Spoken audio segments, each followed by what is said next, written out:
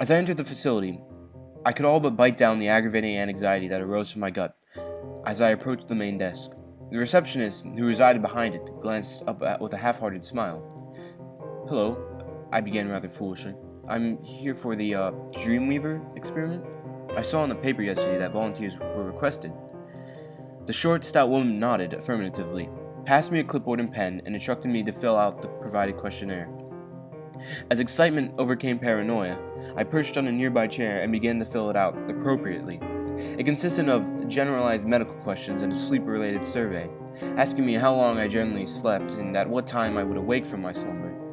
There were some random questions in there as well, and it all appeared somewhat insignificant in my eyes. However, I assumed it was to try a wide variety of people. The only question I saw relevant to the experiment was the final question, which asked, "How often do you dream?" As that reoccurring feeling of being outcast returned, I ticked the box labeled "Never." I cannot pinpoint a single memory in my evincing childhood where I had a dream, and truth be told, that is the exact reason I took an immediate interest in the experiment when I saw it advertised. An experiment to study how the brain replicates what it sees in the dreams. A new machine, namely Dreamweaver, was capable of recording and replaying dreams. I handed the receptionist my form, and she took a small glance and the final inquiry about the frequency of my dreams. She must have been contented to my surprise, because she indicated to the double doors at the right and informed me that Dr. Mace will be waiting through there. She handed back my form. Beyond the doors was a white labyrinth of busy scientists and bizarre contraptions being tested. Towards the end of the current corridor was a large glass room, and inside a small, jolly man, Dr. Mace, I assumed, stood up upon noticing me. He shook my hand, took my questionnaire, and instructed me to sit before addressing me. "Welcome, Mr. He paused to read the name written on the form. "Andre? Then you for your involvement in the Dreamweaver experimentation. Over the course of the following 5 days, your mind will be subjected to a video we have devised to test your subconscious memory. Your dreams will be monitored, and your psychological processing will be recorded and replicated as an evidential video. Do you have any questions?" I shook my head, thinking it was wise not to interrogate Dr. Mace about how the machine could do such promises. I signed 2 further forms of consent before being led to a small dark room equipped with a chair, a large projector, and a pair of headphones. Once I was adjusted and left alone, the video began. It began as a flurry of faces and speech fragments compiled together in such a manner it caused my head to throb. There was a consistent crackle and old-style effect which ran over the constant flashes of images, videos, and conversational snippets, all over which demonstrating a distressing theme or topic that I found occasionally difficult to watch. I must have witnessed around 30 faces within a minute time, and at some points I could have sworn that the face of Dr. Mace and other scientists cropped up. I thought nothing of it, as after all this was their video, and they were entitled to include themselves if so wanted. Unknown people continued to arise. However, by this point in the video I had turned out of the frenzy and instead focused my attention, indecisive whether deliberately or subconsciously, on the figure who unnervingly seemed now predominant in the background. Whilst I wasn't sure when it appeared, it remained in the distance throughout. From the set distance, it was difficult to distinguish any set characteristic or feature. All I could decipher at this point was its figure, fully black, tall and bulky, with wide shoulders and elongated claws, which stretched down to the floor. And whilst I could not see its eyes, or any of its face, for that matter, something about its gaze was unsettling, unnatural, as if somehow it was returning my stare. The scenes began to escalate in severity, and yet I could not focus on them. I was drawn to this figure that emanated something dark and fearful that I simply could not describe in words. The video came to an end, and only now the impact of the cacophonous screaming, moaning, and shouting became apparent. My head pulsated, and my eardrums screamed for pity. I was returned to my room, assured by Dr. Mace that headaches were predicted side effects, and that I had nothing to be concerned about. I was now to get some rest. 2 other scientists, Dr. Wester and Dr. Cole, connected me to the Dreamweaver. I'd presumed that the machine would alight or make some sort of noise, but it remained dormant, perhaps as not to disturb my sleep. Within what, to me, felt like a second, I was woken by the radiant sunlight through the window. Groggily, I sat up, having no recognition, as usual, of even falling asleep. At first, I felt guilty that I had wasted their time and failed the dream experiment, but to my surprise, Dr. Mays came bursting in. "Come quick!" he demanded, guiding me to the room with the projector. "It worked! It actually worked! Take a look!" The projector started. Before my eyes appeared the room I had slept in, and I could see myself sat in the middle of the room. This is my dream?" I asked. "Yes, it's what we call a third-person perspective, very common." I continued to watch, waiting for something to happen, looking around the screen desperately. That's when I saw it. I didn't know again the point at which it appeared, whether it had been there from the beginning or whether it only just materialized, but I could see it clearly now, beyond the window in the dark depths of my subconscious reality. It was a figure from the video, and similarly, I couldn't escape its glare. Its sinister stare was captivating. I pointed slowly. "That's from the video. What is it?" Dr. Mace let out a brief chuckle, unexpectedly maniacal. "That is the Weaver," he said blatantly, as if I should have known this fact. "He's nothing more than a feature of the video. That's all." There was nothing more on the topic. I was skeptical, yet I decided to go with what he said. The dream lasted a good hour, but nothing significant occurred, and I soon lost interest. Over the next few days, their experiment continued. I could watch the video, sleep and rewatch my dream in a continuous cycle.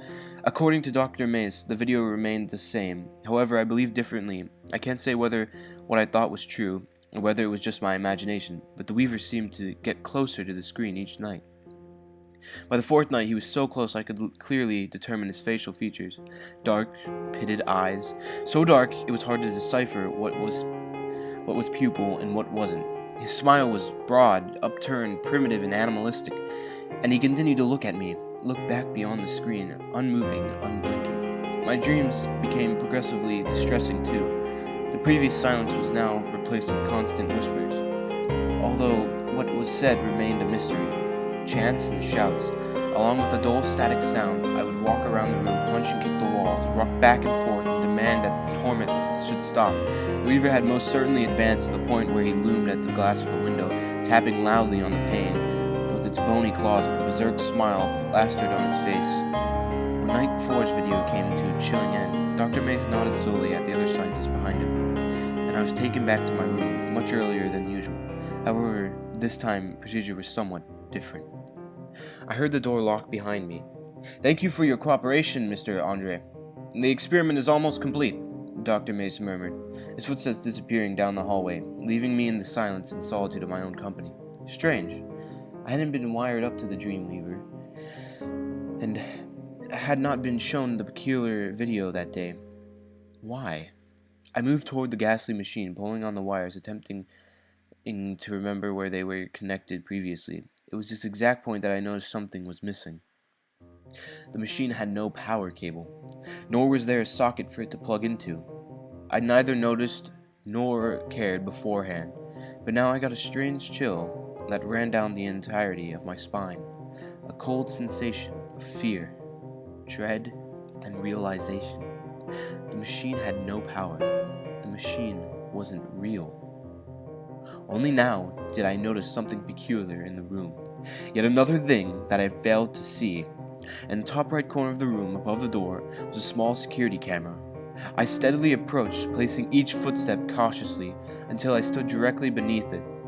I could see my reflection staring back at me, and from this reflection I saw not only my own terrified self, but the room around me at the same angle I had seen in the videos. Perfectly tucked out of direct sight, it gave a broad view of the room from third person's perspective. I had slept for the last 4 days.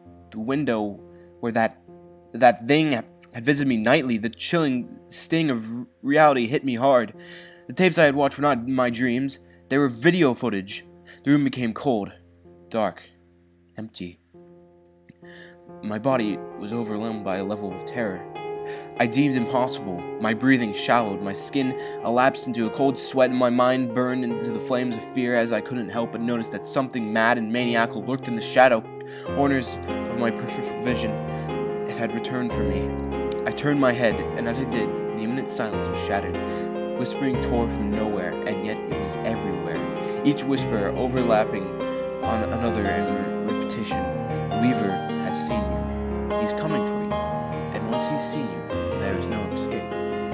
Remained to be the most predominant of statements, which swarmed the room. The static buzz returned too, a form of numbness in my head that made me twitch uncomfortably. The Weaver was standing beside the window with an animalistic gargle emanating from his hideous throat.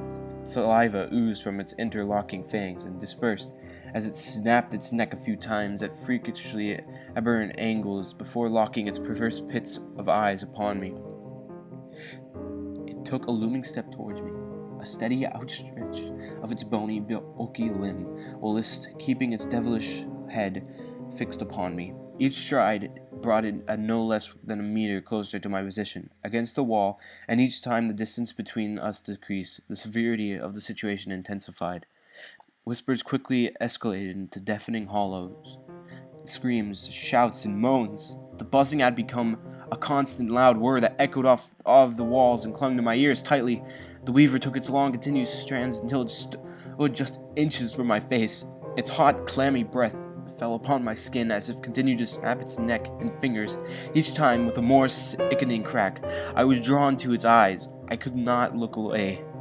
As it opened its gaping jaws, revealing rows of needle-like canines, I began to feel a burning sensation that spread across my entire body in seconds. I can only describe it as being thrown in a live, raging fire, and yet I did not flinch. I couldn't do anything except gaze acceptingly into the eyes of death. The noise around me had fell away to a small whisper in my ears. The Weaver's seen me now. It lifted its arms and took my neck in this cold embrace of its claws. They felt like ice and brought somewhat of a comfort to the magma under my skin. I had little idea of what was happening. I was lost in its eyes, transfixed in its ghastly gaze. It continued to breathe heavily, taking long, raspy breaths, as if it was struggling for air. Its claws, long blades of skin and bone, tightened, slicing into the soft, warm flesh of my neck. I felt no pain, only strange discomfort. I could feel the hot, sticky blood ooze down onto my chest, ooze down onto its constricting digits. The area that was visible to me began to shrink, as if a final darkness grew from all corners of my sight. The whispering was silenced, everything was silenced. The only thing that remained was the Weaver. I began to wheeze, the struggle for breath escalated alarmingly, and yet I felt too compelled by its empty pits of eyes not to escape its grasp. There was little point in retaliation. The Weaver had me now. In the final 10 seconds or so, it may have been shorter. As each second felt like an eternity, the pain kicked in. Suddenly, and overpoweringly, the agony which screamed where my flesh was torn and sliced was finally heard. I was unable to broadcast my pain. The only sound that escaped my throat was a pathetic, woeful rasp. The Weaver gave a small, satisfied smile at my pain, and cocked its dark head at a slight angle with a small snap in its hoarse, grating voice. It slowly uttered the final words I would ever hear, the final words any of its unfortunate victims would hear. You saw me, and I saw you, and now you're mine. The Weaver tightened his claws until he had a firm grip around the mutilated neck before turning his hand. There was a sickening crack, which brought a seemingly psychotic grin to the Weaver's face. As he watched the bloodied body slump to the ground, it turned towards the camera, readjusting its neck. The experiment was now over. The Weaver had claimed another victim for his video, somebody else to control, and now he requires somebody new. But that's okay. He's seen you now.